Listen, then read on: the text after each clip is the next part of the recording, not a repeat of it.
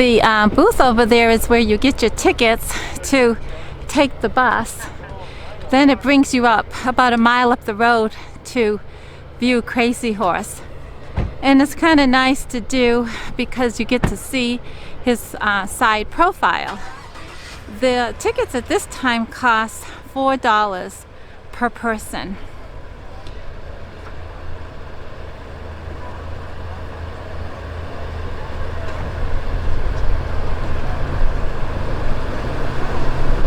It's really interesting to see how much progress they have made since 2019.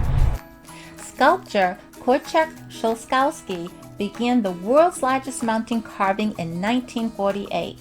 Members of his family and their supporters are continuing his artistic intent to create a massive statue that will be 641 feet long and 563 feet high.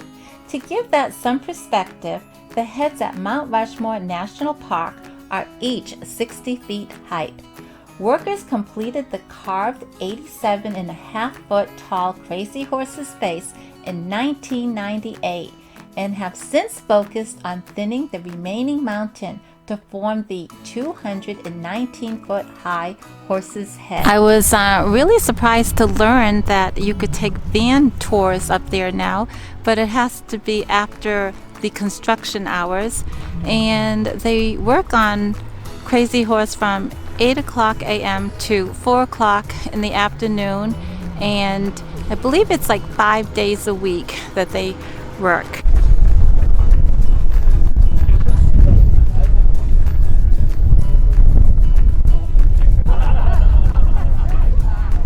Guys, appreciate you coming today. Hey, you guys too. Wonderful, thank you so much.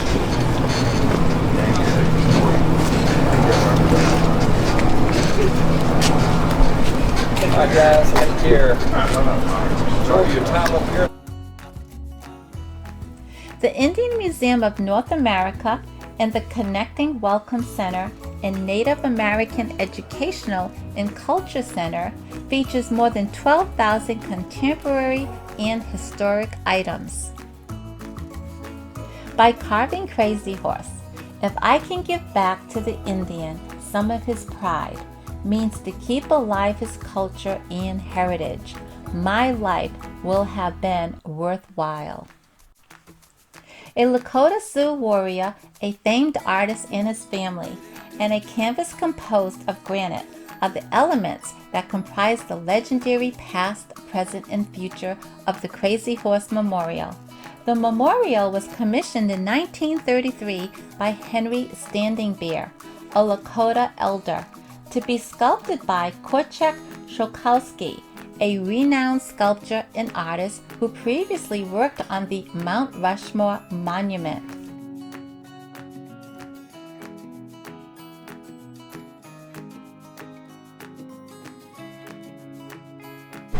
What's up, Drifters by Day community, fans and viewers? I want to say Yate Shike Doshidine, Shay Taylor Brigade and Shke, Yakinian Sadine, Yunshon, Pitati Bashishin, Klashe Dashe Kapahan, Dashanella, Seth Cheap Date Nasha. And if you, any of you Dana tuning into this are related to me, by all means, let's borrow $5. No, I'm just kidding. So, good hello there, Drifters by Day and Che Show fans tuning into this. My name is Taylor Begay. I am actually currently 18 years old. We are recording, we're live. We're here at beautiful Crazy Horse in Custer County, South Dakota. Where are you guys at? So all I can say is just please come on by. This is a great initiative, great project. And we need to have more indigenous influence and more indigenous ideas and more indigenous voices to speak about what the museum has to offer, all the different projects, all the different initiatives that Crazy Horse has to offer for us indigenous folks, First Nations folks throughout the US and into Canada and anywhere else represented. And please come on by. It will help us educate the non-indigenous. It will help us educate the Western world, contemporary world, and by all means, it's truly quite the project. I mean, you get the opportunity to speak and to meet indigenous and different people throughout the world, and it's just quite the experience. I've had so much fun, made so many different connections, and I mean, it's just quite the sight. There's so much that this place has to offer. And if you're on anywhere and all these platforms, by all means, come on, stop by, give us a like, give us a follow. I'm sure there's going to be links in the description, there's going to be ads, there's going to be tags, but just support one another as much as we can. And of course, I always encourage each and every single one of you tuning in to mask up, social distance, and wash your hands. This is Mr. Taylor Chebigay. Nice looking TV.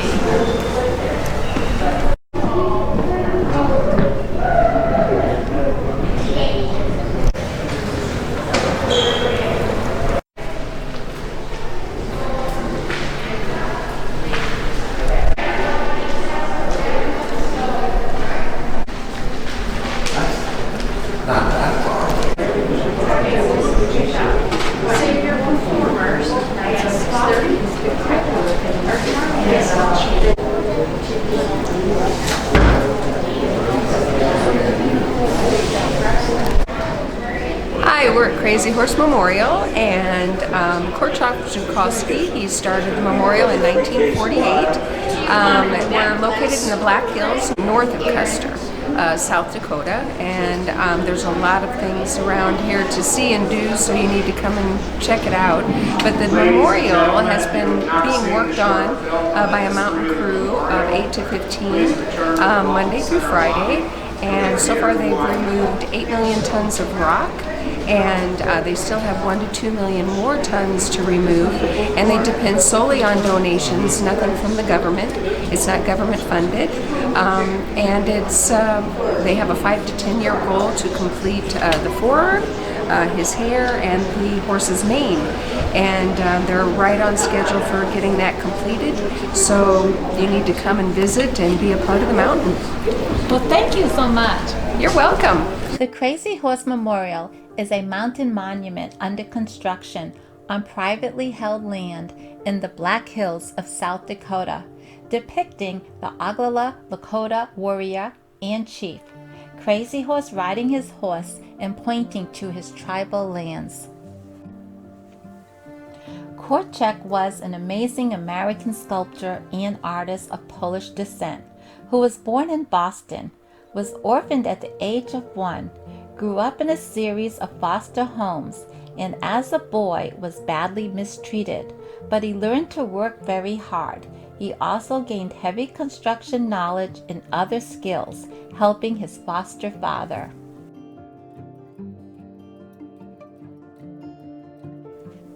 By the age of 16, he was on his own and took odd jobs to put himself through Ringe Technical School in Cambridge, Massachusetts, after which he became an apprentice pattern maker in the shipyards on the very rough Boston waterfront. He experimented with woodworking and became known for his beautiful furniture.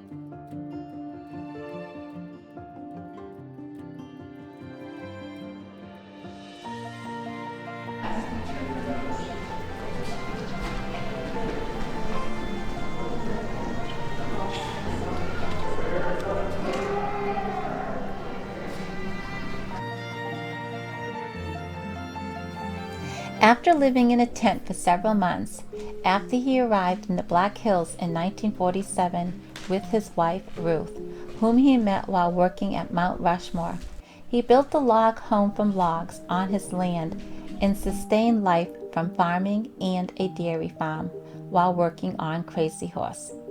He lived there until he died in 1982 at the age of 74. He is laid to rest at the base of the mountain in a grave where he and his sons blasted from a rock, outcropping and carving his own epitaph. Of the tomb door, it is made from 3/4-inch steel plate. It reads, "Korczak, storyteller in stone. May his remains be left unknown." His wife and partner worked hand in hand throughout their lifetime, and she continued his work until she died in 2014, while the next generation strives on to make this dream come true. When Ruth died, she was laid to rest near Korczak's tomb.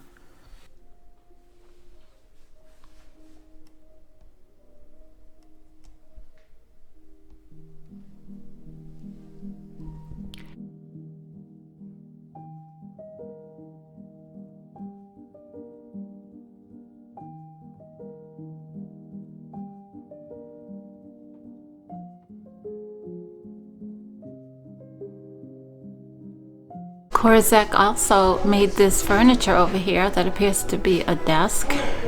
He made it for a king. It's beautiful.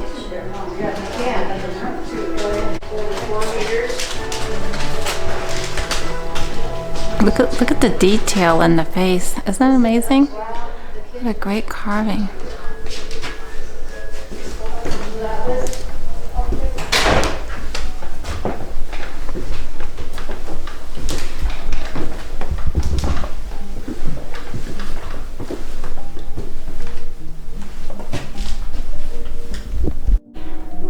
There's the couple dancing in 1977 in this home during more peaceful and quiet times.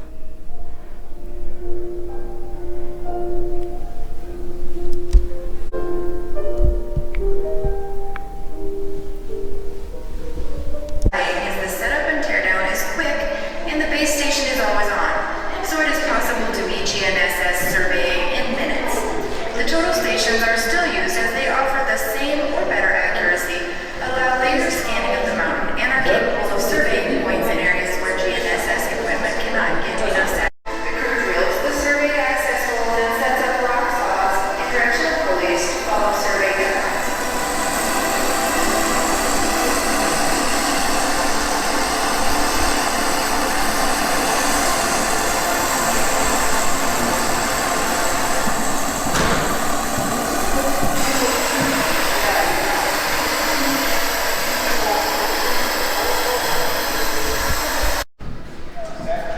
Crazy Horse Mountain Crew continues to work with partner engineering firms to discuss additional rock support to ensure longevity for generations to come.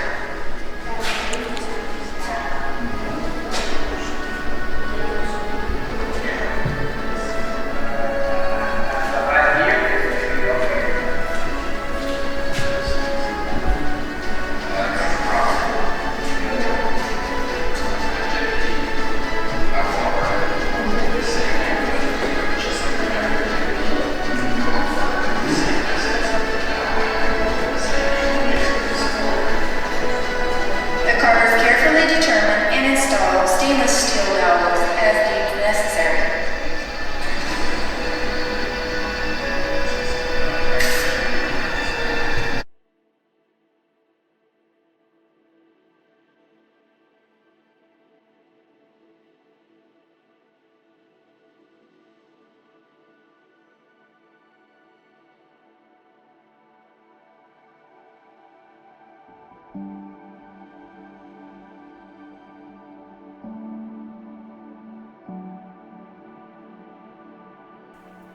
The extermination of the American bison and traditional uses of the buffalo. The buffalo provided everything he needed to get through the day: meat for food, hides for clothing and lodges, ropes were used as winter blankets, bones were used for tools, organs provided drinking and cooking vessels, the horns were made into utensils. Other parts of the buffalo were used for other purposes. No part of the buffalo was wasted.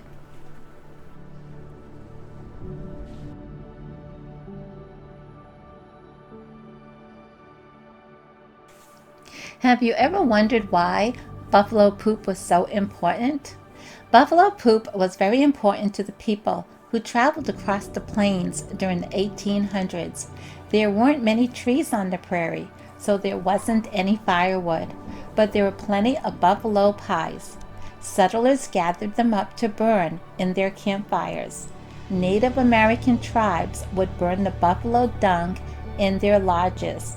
It was an excellent source of fuel, and it did not have an odor. The Plains tribe used dried buffalo dung for diaper powder as well.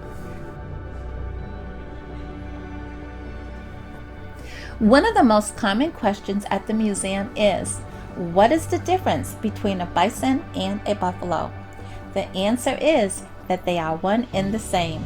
There are two subspecies of bison in North America: the plains bison, bison, and the wood bison. The wood bison is larger than the plains bison, with larger horns and thicker fur, but less hair on its forelegs. There are 7,000 wood bison left in the wild in the territories of Canada, and there is close to 400,000 plains bison in the United States.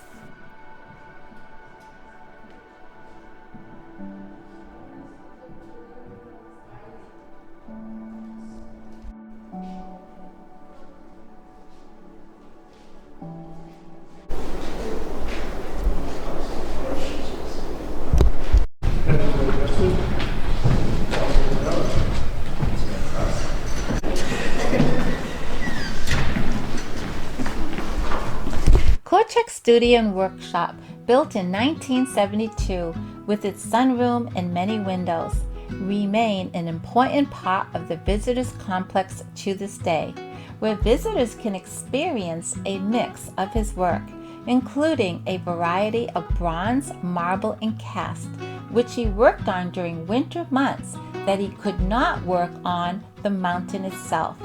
One special item is the toolbox, which Korczak made when he was just 18. Although simple in design, it represented the young artist prepared for a lifetime of creations. There are also many examples of his work for all to see, such as a full-sized original Concord stagecoach that Korczak acquired as a trade for some of his work, which he fully restored.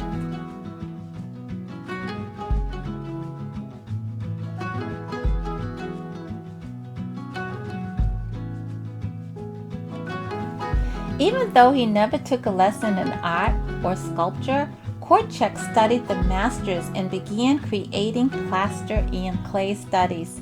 He used a cold chisel to carve his first portrait, a marble tribute to Judge Frederick Pickering Cabot, who had befriended him and encouraged the gifted boy and introduced him to the world of fine arts.